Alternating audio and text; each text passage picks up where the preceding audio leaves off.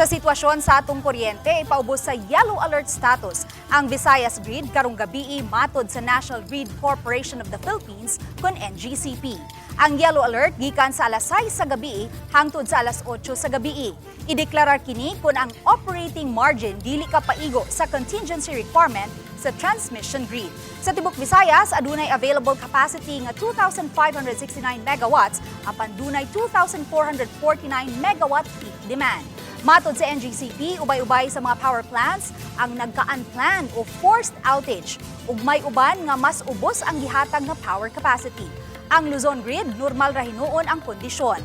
Samtang sa press conference nila kagahapon, mihangyo ang NGCP sa publiko, muabag kanila aron masigurong mahalikay sa kawat ang mga transmission towers. Mialerto sila kabahin sa pilferage ug unsa may mga parte sa tower nga pwedeng kawaton ug peligro kaayong matumba noon ang tower.